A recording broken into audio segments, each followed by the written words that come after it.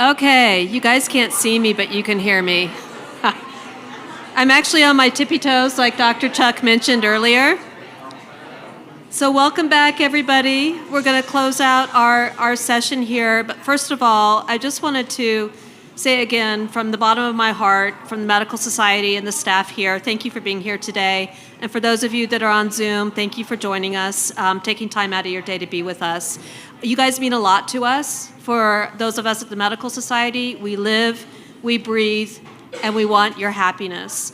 So one of the things I wanted to make sure that I mentioned in our Joy of Medicine program, which is now going into it's going to be our 8th year in providing services to physicians in this region, is the reminder that we do sponsor up to 6 lifetime visits with one of our contracted psychologists and or life coaches. That is something that is free to any physician practicing in our region, in the 4-county region here in Sacramento.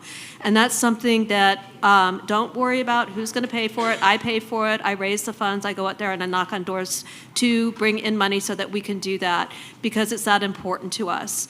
So if you go to joyofmedicine.org, to our website, you'll see the different services that are available. Encourage your colleagues to contact any of those therapists.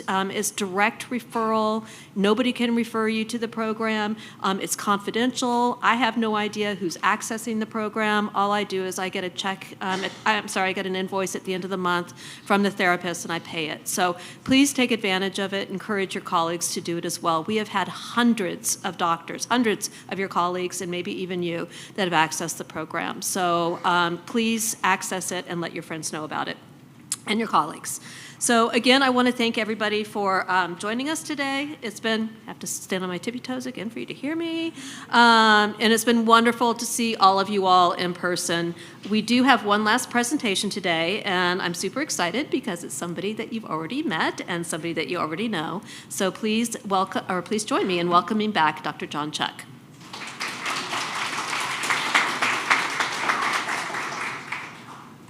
I just want to echo Eileen's comments about the 6 counseling or coaching sessions.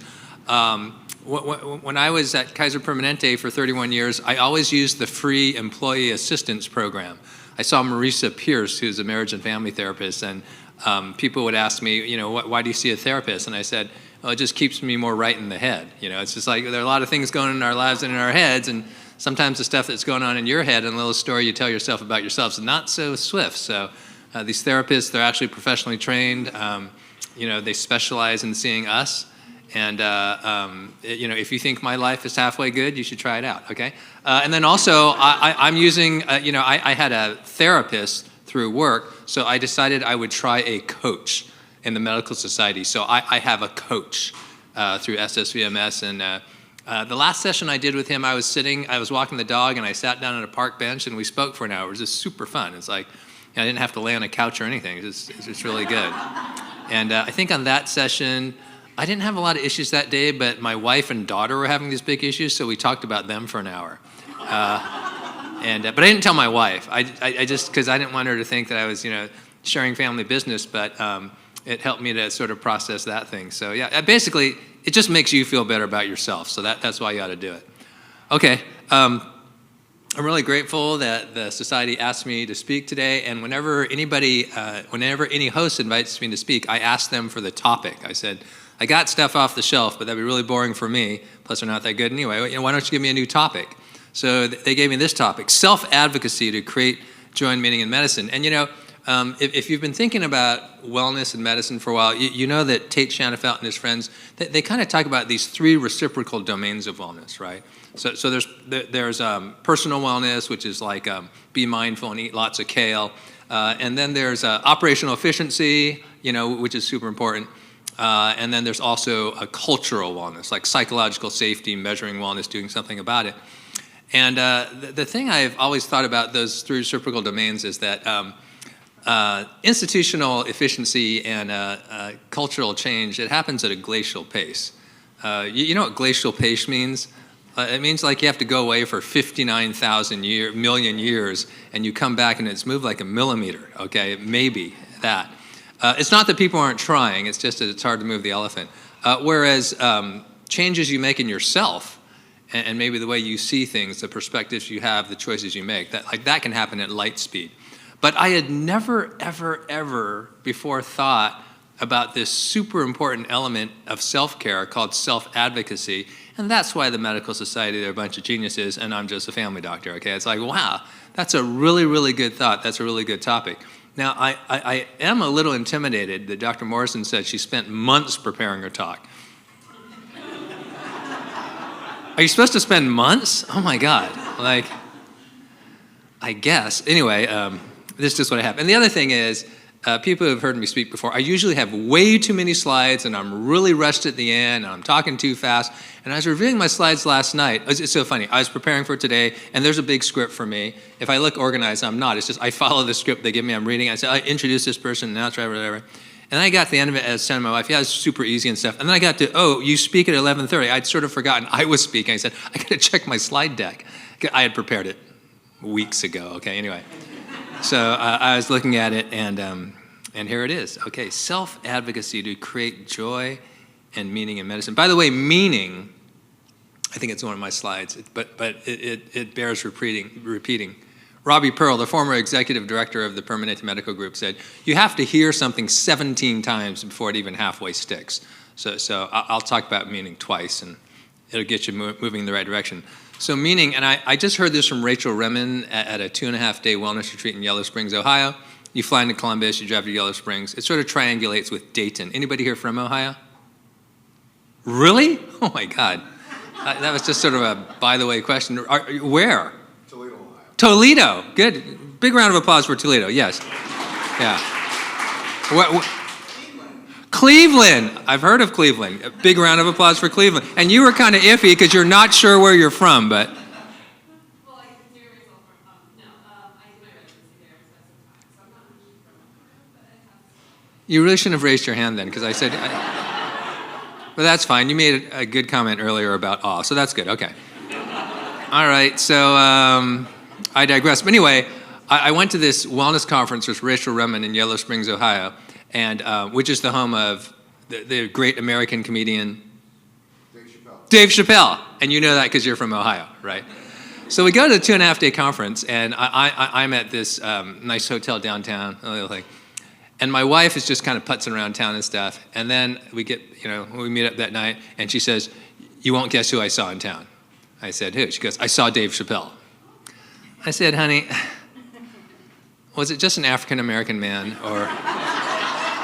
She goes, no, it was Dave Chappelle. Anyway, it's a wonderful town, by the way. This is why my talks go over. I don't have many slides, but I just got to get.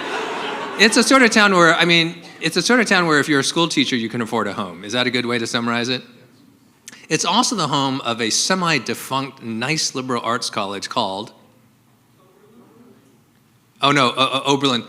I have a friend from high school who went to Oberlin. He said, Oberlin's not the end of the world, but you can see the end of the world from Oberlin, okay? It's Antioch College.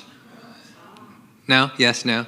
My colleague, John Takaku, who some of you know, he went to Antioch College and Cal. I forgot which order. Okay, self-advocacy to create joy and meaning in medicine.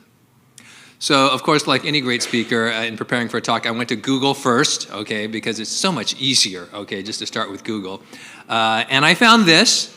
Okay, so physician self-advocacy, AIDS activism, AIDS self-advocacy during the medical encounter, but it's really about the patient, perspectives on so basically there's nothing, okay?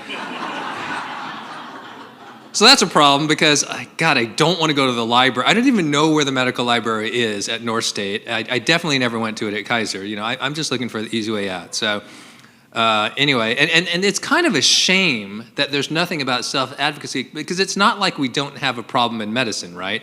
I get the online New York Times and the Wall Street Journal. I do that just to balance things out, okay? Because I've read the Times for a long time because I think the articles are actually well-researched and written, but it's a little left for me. So I also subscribe to the Wall Street Journal, which I think a little too right. So I get both. But anyway, here are just some examples, right?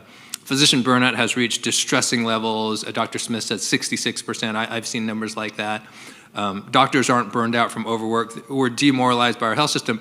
I have the pleasure of speaking at a wellness retreat center in Scotts Valley, California called 1440 Multiversity. It's just beautiful, beautiful. If you ever want to go to an off-site retreat for wellness, like that's a place to go. They have something called Healing Our Healthcare Heroes, but one of the faculty people there, Christine Berkman, is from the VA at Fort Miley. You guys know where that is? That's San Francisco. I did pre-med work there in the cath lab. But she's done a lot of original research along with Shira McGuinn on moral injury, which is basically just this untenable situation where you have your values. We were talking about values and your morals and stuff. But there's somebody in a position of authority that's kind of creating this scenario where it's really hard for you to live a values, moral, congruent life. So it's just super painful. So there's a lot of stuff going on. So I figured, okay, if Google doesn't have anything, I'll do ChatGPT, okay? Because I'm very familiar with this because I have to do the maintenance of certification for my family practice boards, and I'm definitely not going to do up to date. That takes too long. I just go to ChatGPT and I copy and paste the question and I get the answer. No, actually, I'm a very upfront person. I was literally testing out ChatGPT to see if it's accurate at all, and I threw in some sample questions and stuff. And one time they were right on. The second time they were almost all wrong. Anyway, so those of you who are recertifying, just study. Okay, there's no easy way around this. We have medical students here. We don't want them to think we're taking shortcuts. Okay, it's like hope is found in a way through, not around things, according to Robert Frost. Okay. Oh wow, he must be a poet. He's so well read. No, I just saw that somewhere.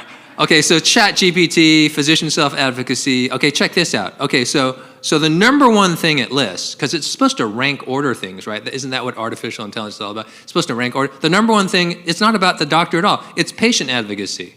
Like, that's messed up. Number two, it's about ethical advocacy. I was looking for physician self-advocacy. So way down there at number three is personal health and well-being. I'm not even sure that refers to the physician, but it's sort of like the neglected stepchild. And I'm sorry if any of you are stepchild and you feel neglected. I just thought of that, but everybody's so sensitive nowadays. Anyway, so I thought, oh, this is a shit show. It's sort of like when, that, by the way, I was walking the dog yesterday. We have a dog share. We have this Australian Labradoodle. I call it a share. My neighbor across the street, she bought it. She pays for it, all the vet bills. We just watch it when she's out of town. It's the best dog owning situation on planet Earth, okay? Even when we walk the dog and it poops out there, I just leave it for my neighbor to pick it up when she comes back in 2 weeks. It's only going to be, more desiccated and easy to collect at that time. She comes back and says, well, Suzanne, there's one about 3 blocks down on the right. There's another one. Okay. So remember Apollo 13? Something very bad happened to Apollo 13 in space, okay? And if something bad's going to happen, you don't want it to be in space, okay? There's not a whole lot of AAA trucks in space. But this happened, and there are the famous words, Houston, we have a problem, right? And so that's sort of how I feel about physician wellness and the lack of good literature, or more importantly, good practice about self-advocacy and speaking up for ourselves. So the question is, why don't we advocate for ourselves? I'm not the most compliant person in the world, so I just grab photos off the internet. I have no rights to any of these, but I'll just let the medical society, take the penalty for that in case anybody calls them out on it. But isn't this a great little picture? Like, why don't we self-advocate for ourselves? Let me look at my time. We're doing okay. Why don't you turn to your neighbor and sort of noodle for, I'll give you like a minute or two about why don't we as physicians self-advocate? Like, what's the deal with that? Okay, ready, set, go. I'm going to turn on my little Apple thing, and I'll give you a minute or two. Why don't we do it? What's wrong with us?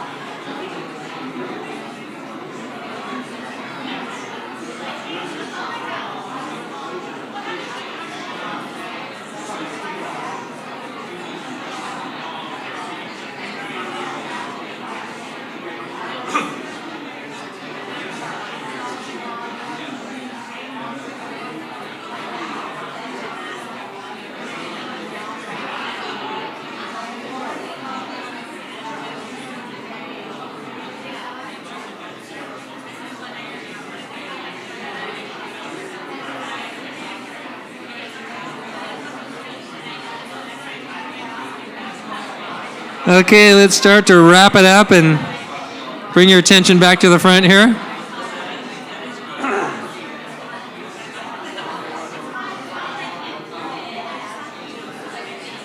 I gotta tell you, there's a lot of pent-up chattiness in this room. More of you should be seeing therapists. I think you have a lot to say. Okay, would anybody like to volunteer what you talked about in your group? Like why don't we in healthcare, why don't we advocate for ourselves very often or very well or not at all? Oh, doctor, online? You have something online? What did I do? Is it working? There you go. Okay, so there's a lot of chatter online about why. Was it the Dave Chappelle comment? You know, it could have been. It could have been. So it is a form of learned helplessness. Let's see, there's a couple of others. I should have included that in my slides. Now I feel We are deficient. supposed to be selfless and sacrificing. And then Evelyn says, I see it as we are role models and the strong professional that doesn't need to yet such a wrong misperception here. We are taught to just deal with it and put medicine first. Wow. Big round of applause for the online participants. Serve yourself a Cheez-It at home for that. That was super good. Yes. I think we're always advocating for our patients and advocating for others, that we're just tired and we just don't advocate for ourselves, because I'd rather put the energy on advocating for our patients. Wow. Big round of applause for that. It looks like we're going to go till 1:30, okay, because this is getting really good, okay? We're going to be bringing in burgers. Yes, Karen, Dr. Ha. So my partner came up with something that was brilliant. We're too proud. Oh. We're good. We're strong. Right. Only the weak advocate for themselves. Round of applause, because I know Karen likes applause. I don't know if anybody saw the Barbie movie, which was awesome. Yes, I saw it. But you know that speech at the end about how women feel in general? It's supposed to be like we're godlike, but we're not supposed to have a God complex. We're pre-selected and groomed to be like this, and we have to be like this, and we can't be weak, or who will believe us and take our advice type of thing. So I think it's a lot of the culture has factored into this. Oh, okay, round of applause for that. I got to tell you, I was just telling my wife the other day, when I was an intern in the Kaiser Morse Avenue Wards, Cheryl Phillips Harris, does anybody know Cheryl Phillips Harris? She's a super good doctor. Is she still practicing? Tell her I said hi, okay. Super good. Anyway, she goes, she's a R3 as an intern, and she was really sassy, and she says, you know, I just want to let you know that women, we carry all the responsibility. We have to go to work. We have to take care of everything at home. All you do is kind of help with dishes, you know, and help with this. You ought to be doing it primarily and stuff. I just want to let you know that. Anyway, my long way of saying, I really appreciate how women in medicine carry more burdens than men, okay? So big round of applause to you, because yeah. The other thing is, and it's in the literature, you attract more needy patients, okay, because they think you're more sympathetic, even though you may not be actually, right? They're kind of giving you points based on your gender, which is not fair, but, because some of you are not super sympathetic, but most of you are. Okay, yes, over here. I think everything that they've said, and I think there's also a component of fear, because if there's reporting guidelines to the medical board, depending on what people are dealing with, they're afraid of losing their license or their livelihood, and so I think that that's a component too. Big round of applause for that. Okay, so this is super good. Those of you who are teachers, you know, there's this whole learning theory about the flipped classroom, about how, you know, I'm not here to teach you stuff you don't know. I'm just here to facilitate bringing out all this great wisdom you have, but that's another super example of like the flipped classroom. Your comments are outstanding. Has me feeling a little insecure about my presentation from this point on, but. Oh, did you want to say, yes, something up front? Okay, but I'm just going to hand you the mic. Hang on. I'm not super strong. I just think back in my career where people would say, you're a troublemaker or you're fighting. But now I realize, yeah, and I should have been. You know, that a lot of times we had, they just want us to be quiet when we had really points. Yeah, good. Round of applause for that. I think, isn't that called something like make good trouble or something like that? Or who said that? Did somebody say, somebody famous? John Lewis. Okay, thank you. Make it, thank you, John Lewis. There you go. Okay. We have another one? Okay, this is the last one though, because I actually have some slides. No, I'm just kidding. Please, go ahead. I think the other one really that is hitting a lot of us is that we have tried to advocate for ourselves and we're not heard. And we're being told to sit down, do your job, see more patients. Like, we're struggling. I know with our group, people like, help us. Yeah. And everybody's going, we understand, but nothing happens. Yes. So after a while, you just stop. Yes, super Right. frustrating, demoralizing. Like, it's like you're resigned, right? Okay, round of applause for that. That's all super good. Can I just make a comment about that? So it gets me to thinking, I'm not really much of a reader. I mean, I read medical things, but I don't really read for pleasure. But I do want to have people think I'm smart. So I wanted to find out something about philosophy, but I think to read philosophy is too hard. So I bought this book called The Consolations of Philosophy by this a contemporary philosopher who basically calls out 5 problems that human beings face. And then for each one of them, he'll identify a famous philosopher and say what that person said about that problem, okay? But one of the 5 fundamental issues that we have as human beings that give us angst and make us feel forlorn is that we're not heard, right? Like we're left out, we're excluded, because we all want to belong, right? And be valued and respected for what we do. So he said, there's some philosopher, it might have been Seneca, somebody like that. It's just somebody old who's dead, okay? But basically, they said, think about it like this, because I like metaphor, because metaphor makes difficult concepts actually visual for me. I'm a visual learner and stuff. So said, think about it like this. There's this cart moving along the path, okay? And it's going where it's going. Nothing's changing where this cart is going down this trail. And then you are like tethered to this cart with a leash, okay?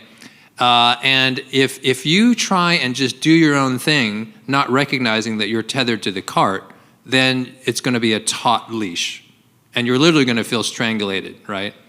But if you're aware of your situation and you say, oh, I'm actually tied to this cart and it's going in a certain direction and you recognize that, then you sort of walk with it, but yet have some play in the leash to kind of be who you are and live your values, right?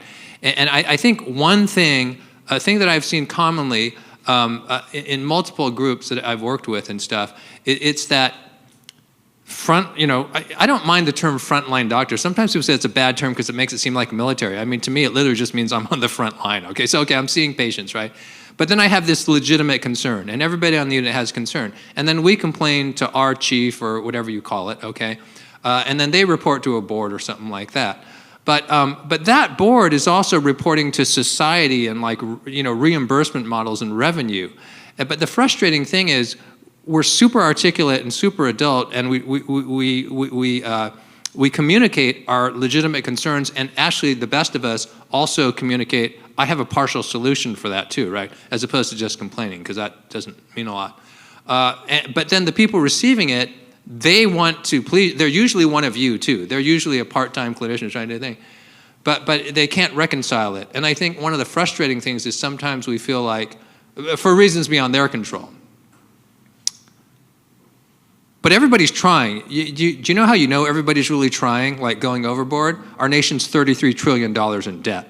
The reason we're $33 trillion in debt is because this has happened over and over again, right?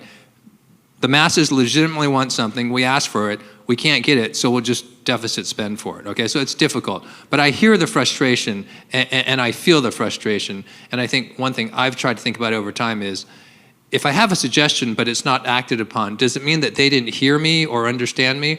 Or does it mean that they actually didn't have the power to act on my suggestion? But it's frustrating, right? But you should never give up trying to, raise things up the flagpole and stuff. I figure if I raise things up the flagpole and 1 out of 100 times it works, that's pretty good. It wouldn't be good in baseball. You wouldn't have a job. But I think, being a physician, it's pretty good. Okay. I'm not trying to lower standards to make you feel better, but it's just kind of the way it is. It's the cart moving. I think it's Seneca. Okay. All right, so I do have some slides. So sometimes I hear people say, well, I took the Hippocratic Oath. Right, so if the Hippocratic Oath is all about serving others. It's not really about serving me. So for me to advocate for myself, I think that's really would be in violation of this sacred oath I took, right? But I sort of read the Hippocratic Oath, and the little last one in there, it sort of says this in bold, but I'm going to print it even bigger for you here, okay? So it says this. It closes with this. The closer is usually the one that really matters. Did you know that? So it's sort of like I'm talking to you right now, but what I say at the very end, that's what I really want to tell you. So you don't really have to listen to this part, okay? Just don't fall asleep. Whatever you're doing, just don't fall asleep. Because I'll call on you. I'll say, It says, may I always act so as to preserve the finest traditions of my calling. Okay, that's cool, right? Heal all that stuff. And may I long experience the joy of healing those who seek my help. I can tell you a little story because people remember stories. I don't remember any slides or bullet points or PowerPoints. It's just stories. Story. Trained with this wonderful primary care physician at UC Davis. This person went out to join this wonderful medical group working 7/10, okay, which means this person got paid 70%, okay? But, personal friends with this person, anyway, so we talk and stuff. And this person's story consistently for years was, I'm 70%, but I work 130%, And da-da-da-da-da about how I do this and whatever. I work more than a lot of people that work 100%, da-da-da-da-da, year after year. And so I'm thinking, sounds good for the organization. I don't know about for you, but in fact, I used to recruit physicians at work, and we would have a new hire orientation, okay? And some of you who are there may remember I said this. I said, hey, listen, welcome to Kaiser Permanente. Thanks for joining us. I said, if I could get 20 hours a day out of you 7 days a week for 30 years, I would absolutely take that. It'd be really good for our access and our quality and service, and more importantly, it'd make me look like a superstar, okay?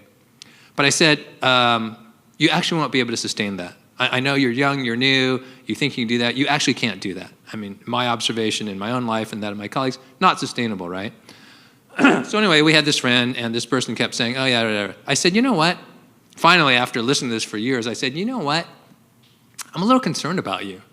I mean, getting paid 70%, putting in 120%, I don't think that's sustainable for you. And I said, I think what your patients really want from you is that you're there for them for 30 years.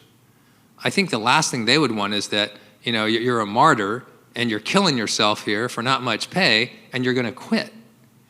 Anyway, this person said, no, that's not a problem. Anyway, long story short, the person quit. They left primary care medicine. We lost a great internist. Like super, super sad, right? So anyway, the whole deal is the Hippocratic Oath includes, may I long experience the joy of healing those who seek my help. And not only can you long enjoy it, but it's your patients can enjoy your wonderful relationship and the continuity of care for decades. I guarantee you that's what they really want, okay? I'm currently working part-time at the VA, which is a wonderful healthcare organization. I can't think of a better patient population to serve, okay? But for whatever reasons, anybody here work with me at Mather? Anybody Mather? So like Bueller, Mather? No. Okay, I don't see anybody. But anyway, but for whatever reasons, there's a lot of turnover there. I mean, I don't run the place, but how do I know it? It's because patients often tell me, oh my God, another new doctor? And I say, well, tell me more about that. Because, that's always the next question. Tell me more about that. And they go, every time I come back here, it's a new doctor, right? They're kind of resigned to it and stuff. So anyway, I saw the great Paul Reynolds as I came in. Let's give a big round of applause for Paul Reynolds. This guy, I don't know. He's like Mother Teresa in a mostly male gender form. Anyway, because everybody's fluid now. No, I have kids. I've been woke now, so I know everybody's fluid. But anyway. Paul says that one thing I used to say when I was at the Permanente Medical Group was, your sustainable best is all we want from you, right? And I think that's the deal. That's all we want from people is your sustainable best. And North State, I tell you this all the time, right? North State students, first 2 years, whatever. As a medical student, I'll just take your sustainable best.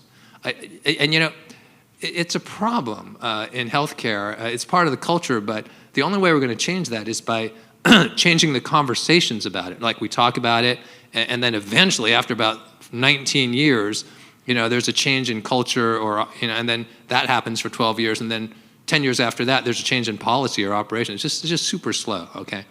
But I think that given the fact that 300 to 400 physicians a year take their own lives here in America, which means at least 10 times that many tried and failed, because whatever, we need to do something faster. Okay, so you're not violating the Hippocratic Oath. 1209, plenty of time. I probably have too many slides again. Okay, well, what about this?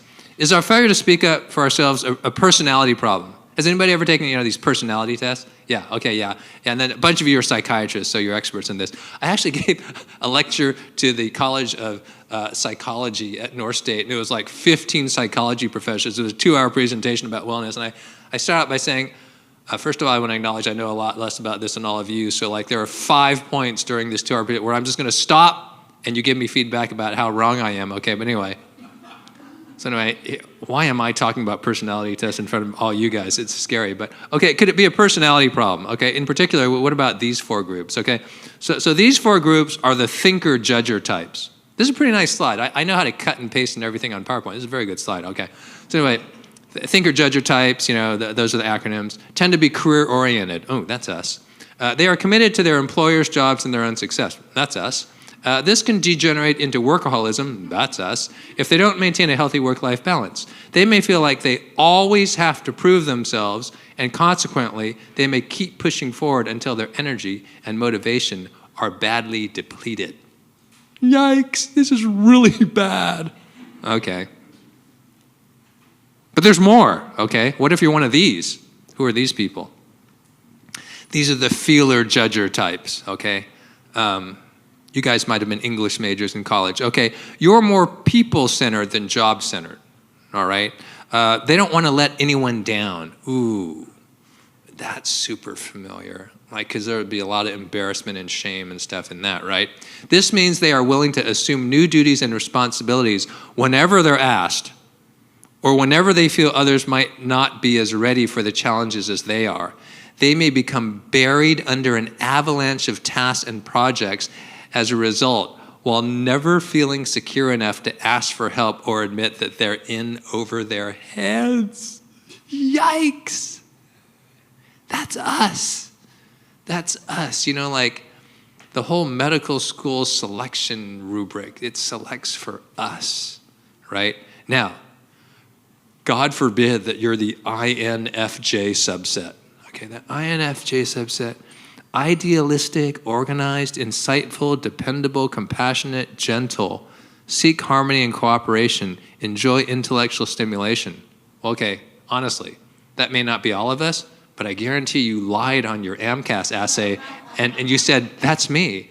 I mean, I hate, what's your weakness? Oh, I'm INFJ. I hate that answer. What's your weakness? And it's sort of this, self-aggrandizing comment. Okay. So, but what's the problem with being INFJ when the shit hits the fan?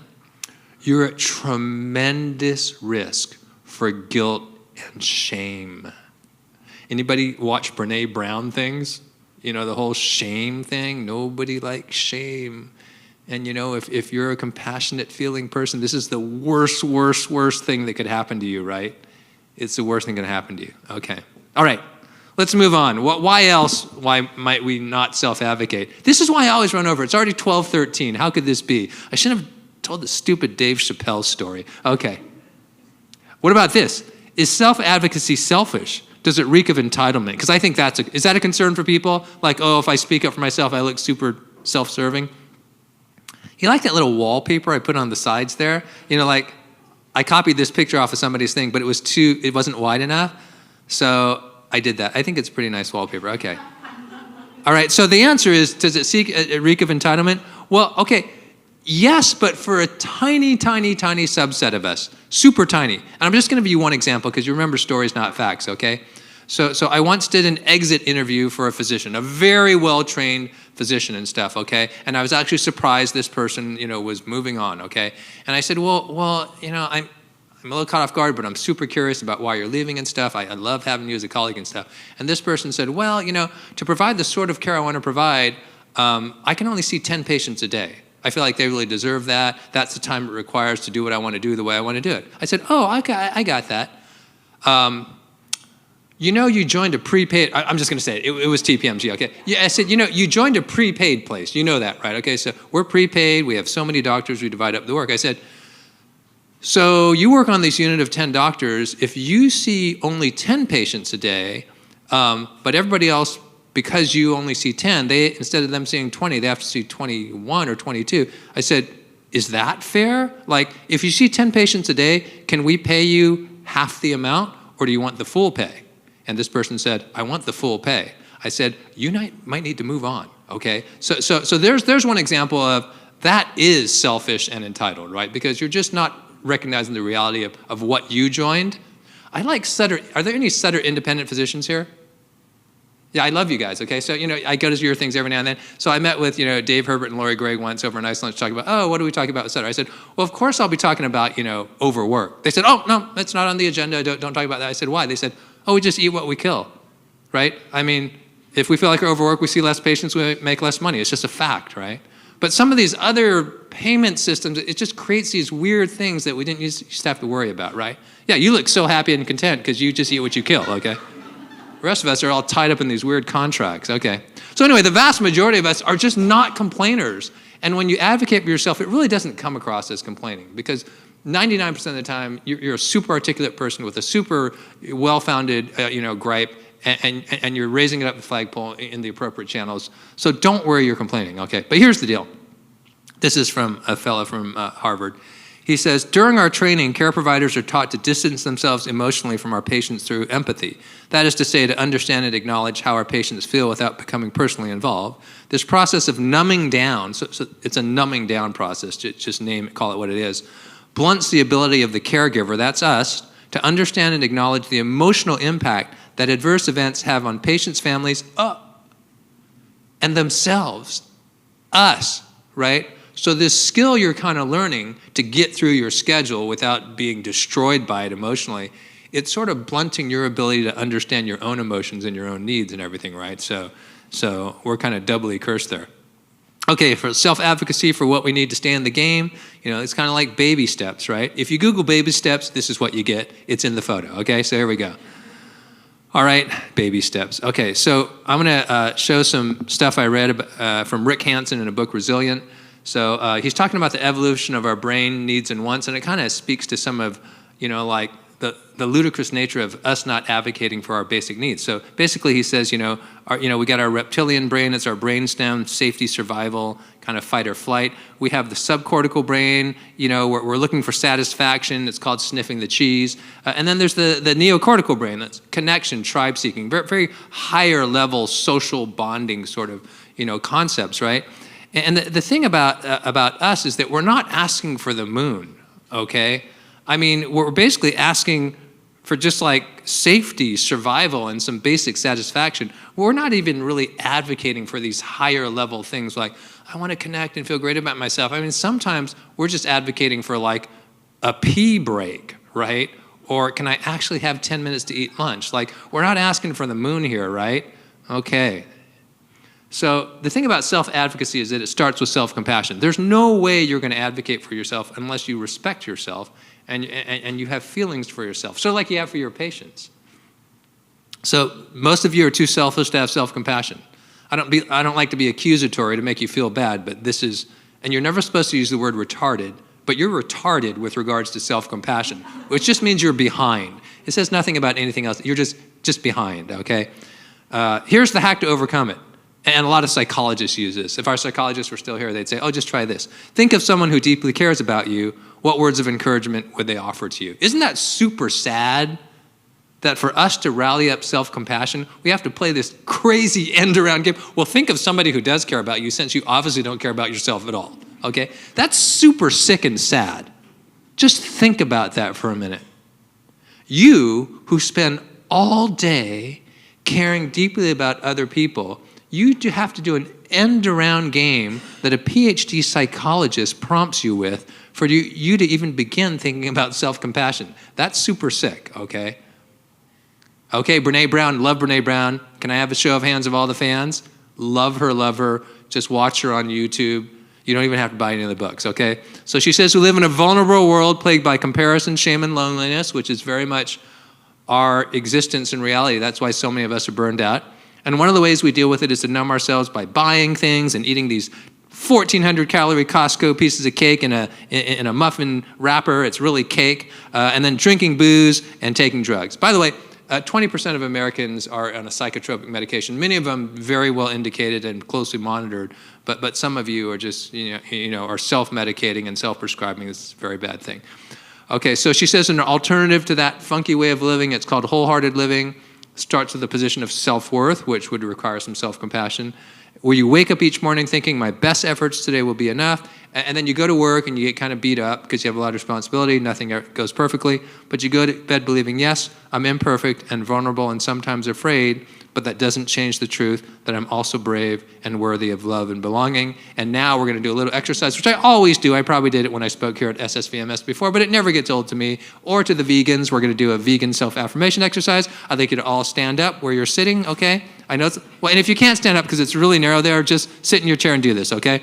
So there's a picture of an avocado staring into a mirror at a Motel 6. You know it's a Motel 6 because that's the sort of stuff they buy there.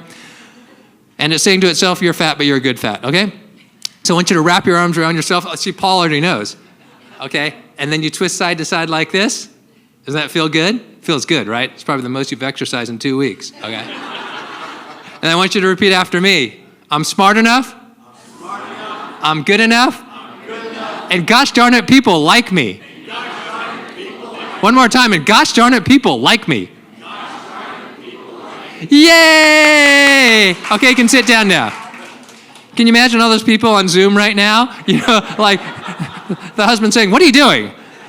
Why are you standing up and doing that to yourself? Sit back down, okay? All right, here's some advice from my SSVMS life coach, Steve C., about self-advocacy. I said, Steve, I'm going to give this talk. I want to promote, the counseling and coaching sessions. Can you throw me a bone and give me something you would tell me during a counseling session about self-advocacy? Steve says this: list what you want or need more of in your life. These are the things that fill you with energy. He talks a lot about filling or depleting your energy, right? Then he says, list those things that you want less of, those things that drain you. You know what they are. And then you fight for and protect those things that you want or need more of, and reduce or eliminate those things that are weighing you down. And just remember this, as you do all this, it's your one and only life. It's not a dress rehearsal. Don't be afraid to speak up for what you need to be a good doctor, right? You're speaking up because you want to put yourself in a position to be your best for your patients.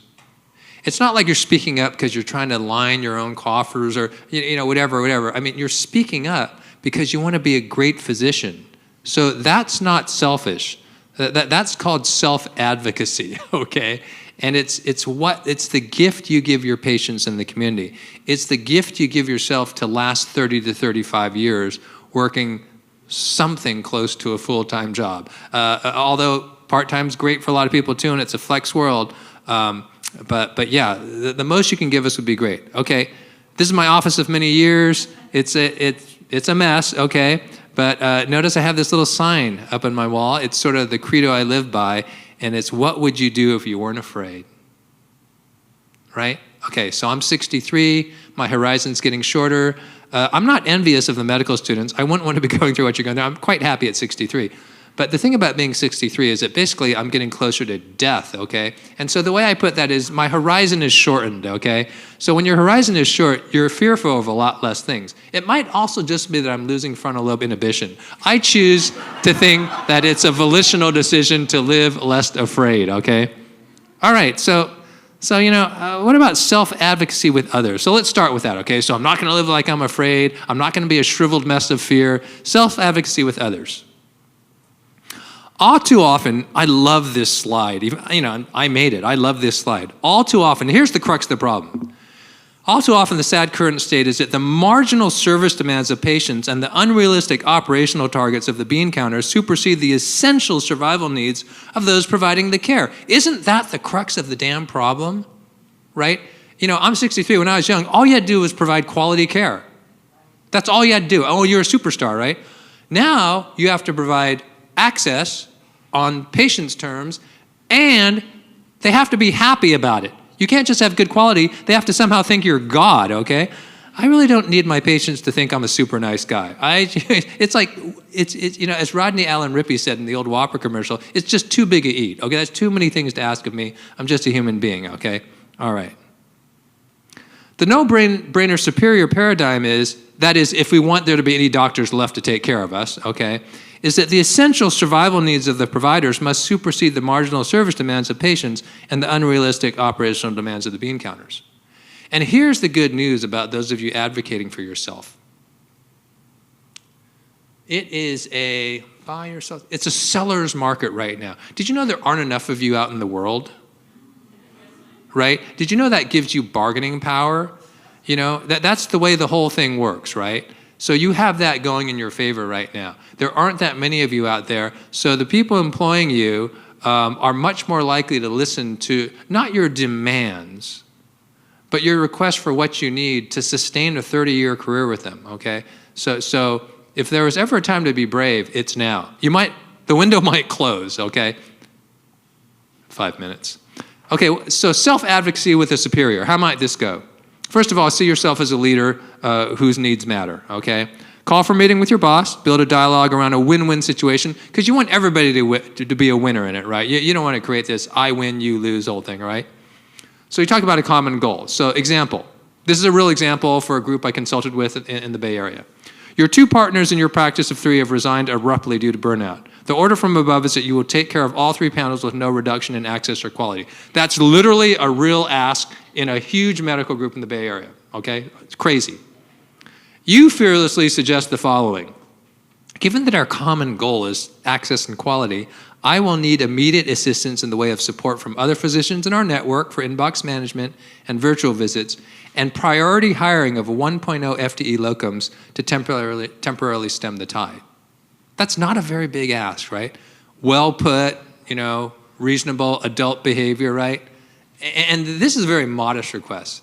But if you're in the audience thinking, oh no, I would just suck it up, I'll just take care of 6,000 patients like it's easy, you need to see a counselor through the SSVMS program. 6 sessions for free, okay?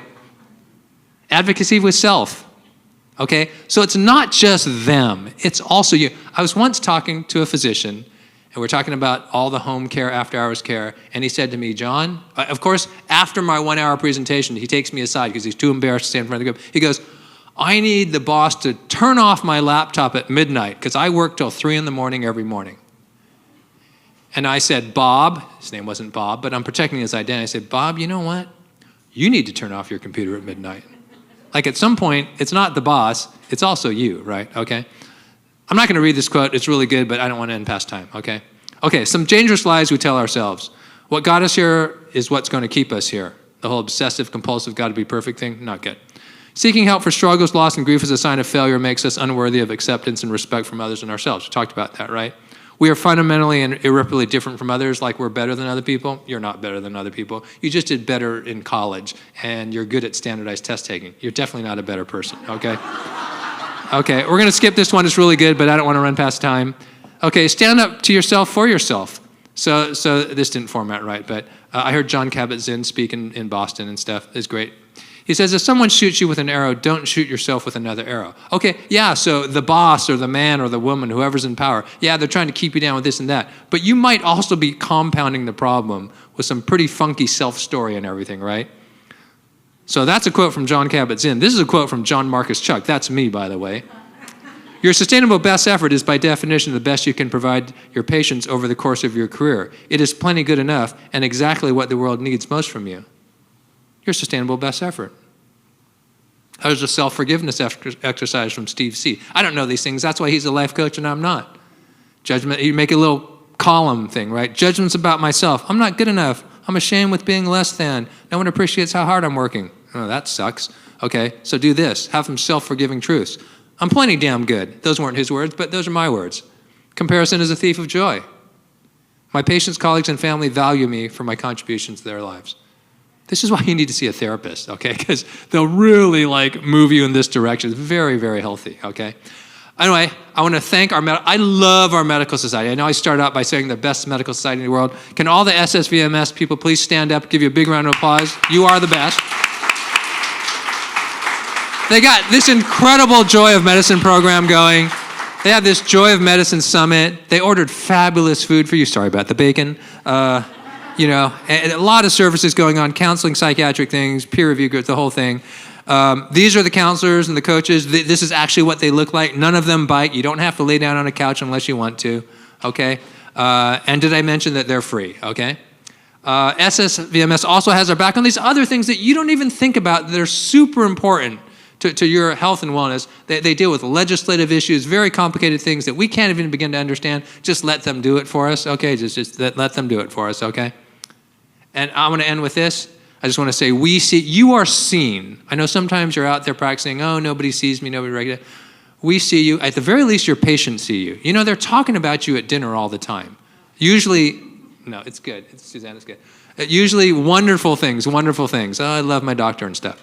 You're not alone in this wonderful adventure of your life. You're part of SSVMS. You're part of your group. You're part of your whatever your little posse is, you're part of that, right? You're absolutely worthy of self-compassion and self-advocacy. And think about it like this. It's kind of sick, but if you don't think you're worth it, do it for your patients. Start with that, but you should really start with you're worth it in your own mind, okay? And your sustainable best effort is healing the people of our communities. That's it. I'd love to hear from you. That's my direct contact information. I just want to close by saying this is good for these 3 talks. You qualify you for 3 hours of CME credit. If you're here in person, would you please fill out the form in person? If you're joining us by Zoom, once again, big round of applause for our Zoomies. Just look for the link in the chat.